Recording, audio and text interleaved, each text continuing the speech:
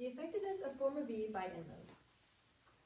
Women's health is affected by many different aspects, but one prominent one being urinary incontinence. Urinary incontinence is defined by the National Institute of Health as accidental loss or leakage of urine, and it is very common. Now, prevalence actually increases with age. In fact, according to Mayo Clinic, it affects half of all women across the world, and as age increases, so does prevalence, with 75% of women over the age of 65 being affected. Now, with it being so common, there are mostly two prevailing kinds: stress urinary incontinence, or SUI, and urge urinary incontinence, or UUI. Now, SUI is where actions such as running, jumping, sneezing, coughing, or laughing cause accidental or involuntary leakage of urine. Those are the times of stress. And urge urinary incontinence is just the extreme urge to urinate at random times during the day, even if it's not necessary. And then this mixed urinary incontinence is just a mixture between the two symptoms.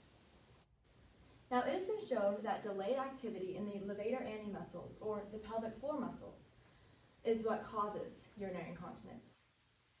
Now, these muscles are meant to activate a force or compression in the pelvic organs so as to elevate the urethrovesical or the bladder neck so that the leakage of urine is not involuntary. Now, whenever this action is delayed, that leads to the involuntary leakage of urine that I've discussed, whether that's during times of stress or just random times. Now, in the past, many studies have been researching different types of treatments for this because it is so common and so detrimental to women's lives. Now, one of the earliest non-surgical treatments was the Kegel's exercise. It was founded in 1948 by Arnold Kegel, an American gynecologist and professor at the University of Southern California Keck's Medical School. Now, these exercises are meant to strengthen the PFMs through repetitious contraction. Now, pressure exerted when the muscles were contracted successfully would be measured using a periometer so as to measure the strength of the voluntary PFM contractions. Now, once the women know what it feels like to successfully contract these muscles, they can practice it either in the treatment office or on their own so as to strengthen them by that repetitious contraction and gain strength. Now, in doing my literature review, I also examined many other methods that physical therapists use today, in addition to PFM training, because it is still used. Now, physical therapists use methods including core muscle training, bladder training, and oral medication, as well as some other strange methods such as acupuncture. Daria Chmielewska, a professor in the Department of Physiotherapy Basics at a Physical Education Academy, actually studied the addition of core muscle training to PFM training and found that they complement each other very well in their effectiveness. In addition, physical therapists use oral medication or bladder training. Bladder training is just training your body to urinate at certain times during the day so that they don't have that involuntary urge. Now, researchers have also started to look into stranger methods such as acupuncture, which has been reported for being useful for treating SUI with an effectiveness of up to 90% in just 1 month, according to a study done by Huafeng Zhu from the Department of Acupuncture at a hospital in China. Now, the previously stated treatments have been many studies done on them, but there is a lesser known one called Forma V by InMode. Now, Dr. Owen, a provider of Forma V as well as the owner of Owen Health Group and a physician there, informs me in a personal interview that Forma V is a bipolar radiofrequency treatment that provides uniform healing and heating of the vaginal tissue so as to incentive for neocollagenesis, the formation of new collagen. Now, this collagen is a structural piece of cells, which in turn would strengthen and elevate the bladder neck so as to prevent this involuntary leakage of urine. Now, bipolar radiofrequency uses these electrodes and basically passes a frequency in between them, heating the tissue that it is passing the current through. And that heating is what leads to that collagen production. Now, this results in tightening of the bladder neck and improvements in urinary incontinence as one of its treatments. Now, Dr. Owen, as stated here, claims that the patients have seen significant improvement. But despite this claim of being very effective in treating urinary incontinence, there is little to no research done on this treatment method, and that is what I found to be the gap in the research. Now, with the exception of studies done by InMode, which is the producer itself, there are no other studies done in the regular, publicly accessible research field. So that leads me to the question, should more research be done in the medical research field to legitimize Forma V as a non-surgical treatment for urinary incontinence? Now, before we dive into this question, let's first review my research methodology. Now, in beginning research, I had to determine which method I was to use. One method I considered was descriptive research. Now, this would narrow down the population demographics and relate characteristics of that population to the phenomenon being studied, which in this case would have been Forma V. However, I did not choose this method because I will not be looking into the relationships between characteristics of the population and the effectiveness of the treatment, but rather just the effectiveness of the treatment as a whole. Another considered method was a needs assessment. Now, this would determine the needs between current and desirable outcomes and use primarily qualitative data to determine, such as interviews or similar methods, to determine where needs need to be met. However, I did not choose this method because I felt that quantitative data would be more valuable in this aspect rather than qualitative. Now, this led me to my choice of the evaluation method. Now, this aims to determine the worth, value, merit, or significance of a program, or treatment in this case. So that is what I used for my research. Now, to obtain the data, I have used connections to contact my expert advisor, Dr. Owen from Own Health Group that I mentioned earlier. And she and her office have used Forma V as that handpiece for many years now. So I obtained secondary data from this office in the form of about 570 results of patient initials, age, previous symptoms, and a score that basically lined up with their improvement. Now, in order to align this to my research, I specifically looked at the patients who had symptoms of urinary incontinence, whether that be SUI, UUI, mixed, or just the statement of involuntary leakage of urine. Now, in order to be ethical in this, because I am using patient results, I have to be aligned with HIPAA, or the Health Insurance Portability and Accountability Act, and so that is why using a patient initials as identification was more valuable or more ethical than actually knowing their names. So there was anonymity in this case. Now, to analyze these data, I will be using the provided scores with the data and basically calculating averages of them. The scores were provided on a scale of 0 to 4, with 0 being no improvement and 4 being significant improvement. Now, I will take averages between different categories, whether that be overall, or within age groups, or within a certain symptom. And I determined that an average of 3 or above is going to be determined as effective for my overall research, or just within the categories. Now let's take a look at my findings. Now, I'm not expecting y'all to read this entire chart, but I am going to explain how it is formatted. Now, the columns here represent the symptoms that I was provided with in the categories, and these are the age groups. I also provide generalized with any urinary incontinence symptoms or the all ages for a more general look at everything. Now, with each calculation, I basically took the additive scores in each category as well as the total people in each category to find an average of the score in that category. Now, for example, the average score for people with SUI in ages 60 to 69 was 3.5439, which is a pretty good score. Now, it is also important to note that an NA, as shown on this side of the table, means that there were not applicable, meaning no people in that category. Now, some notable results include that a bulk of the data was provided in ages 50 to 59, with 79.13% of the data contained in ages 40 to 69. And again, the most common symptom found was SUI. The lowest average, or the highest average, was a 3.7337 in the SUI category. The lowest average was a 2.7 in UUI category. And it is also important to note that actually all the scores in the UUI category were below a 3.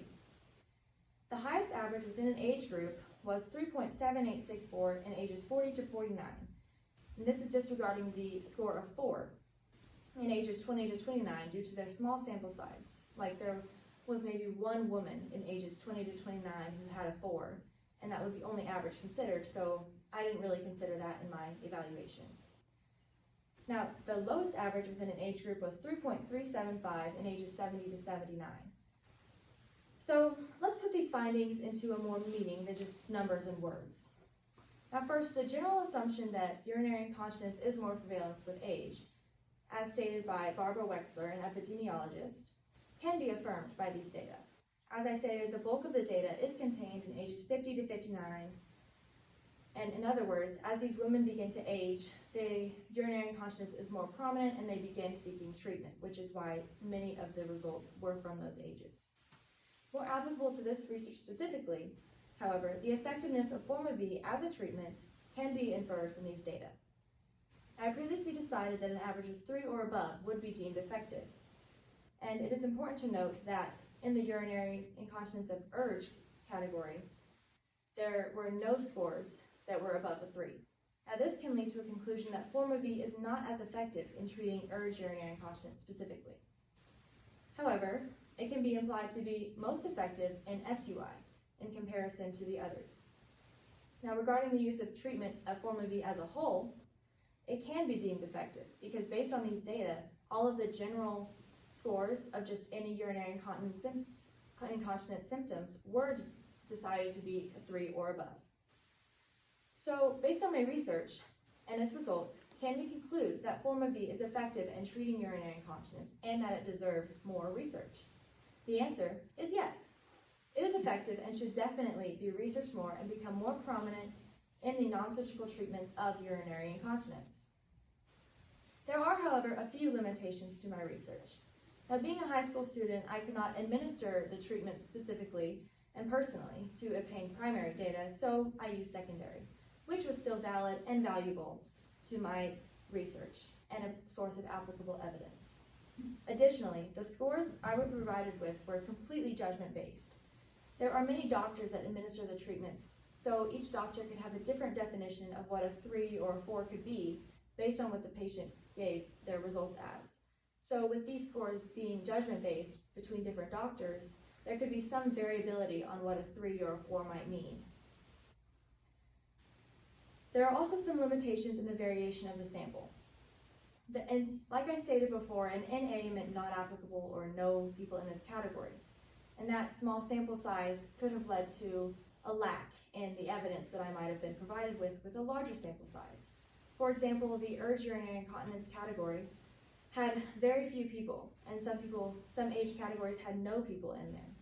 So if I was provided with more people in those categories, perhaps there might have been a different conclusion found for the UUI category. Maybe it actually is effective, but the results I had just didn't show that. Despite these limitations, there are still significant implications to the real world. Now, women who have already gone through first light treatment and then might not have seen the results they wanted can now try Forma-V in addition. Now, in the study with the core muscle in addition to PFM training, that suggests that 2 treatments could work together and amplify positive effects that might not have been found with just one or the other.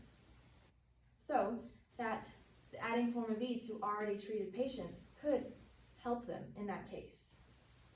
Now, women suffer greatly with UI as they age through experiences of embarrassment, degradation, interference with intimacy, as well as consequences with other aspects of health, including infections, rashes, and sores. So having Forma-V as an option for treatment could just improve the quality of life of these women who are going through this suffering. Helping these women is another major reason why your Forma-V or any other research should be done on any other treatment to help them. Now, as further research is done, there are some recommendations I would make. It would be beneficial to have the qualifications to personally administer the treatment and gain primary data. And value could come from personal interviews with the patient to determine what they're actually going through and how that actually impacted their lives. Furthermore, improvement of a patient who was treated with Forma-V could be evaluated using electromyography. Now, that was used in Chmielewska's training of Pilates exercises in relation to PFM strengthening, and it can scientifically assess the PFM's training and its strength, rather than just using a scale of 0 to 4, therefore providing more definite evidence for a medical research field. Now, in addition, there are some other factors that could be considered in addition to just the effectiveness of FormaV. For example, you could look into the effect of previous stressors, such as vaginal deliveries or any other stressors like that could have increased the risk for urinary incontinence. Or maybe compare the ages more than I did. Now, understanding the relationship between these factors and FormaV's effectiveness could determine if there's a difference between its effectiveness if these factors are present or absent. Now, in summary, FormaV should continue to be researched and prominent in the non-surgical treatment field of urinary incontinence. As shown by my research, it is worthy of investigation, and an incredible portion of women need treatments like this in order to improve their quality of life. Thanks, Campbell. We now have a few questions to ask you. I'll start with whoever has one. How did your initial exploration of the scholarly conversation lead to your final research question? So I initially started researching why women might go through physical enhancements or changes based on the knowledge that I have of other treatments at Owen Health Group, such as lip fillers or body toners. And so I then learned about FormaV, which was just another treatment that they provide, and I was interested in its effect and its urinary incontinence treatment. So then I researched a scholarly conversation of treatments for urinary incontinence, and I realized that that treatment, even though I had been told it was so effective, hadn't been there at all. And so I just started being really interested in that. And what are the real world implications or consequences related to your findings? Well, as I stated, it's mostly, in my opinion, to help the women who are already going through this. And for example, many women have already gone through and seen doctors about their treatments of FormaV and just haven't seen the results that they wanted to see. And as I stated, it is so detrimental to their lifestyle, so not seeing the results they want is just completely devastating. And so to provide FormaV as another option could just give them hope that urinary incontinence doesn't have to define their life, and they can actually find peace and relief from that issue. Okay, and the final question, how did your expert advisor facilitate your deeper understanding of the research process? Well, whenever I was discussing with my expert advisor, it was mostly about how I was going to carry out the study and get the results that I needed to answer my question. And she helped me realize that my study was more of a retrospective study rather than a prospective one. And so my results would just provide an incentive for further research to be done, rather than just me being the one who makes all the conclusions. But that helped me understand that in the research process, retrospective studies have to be done before the more significant prospective studies are done. Thank you.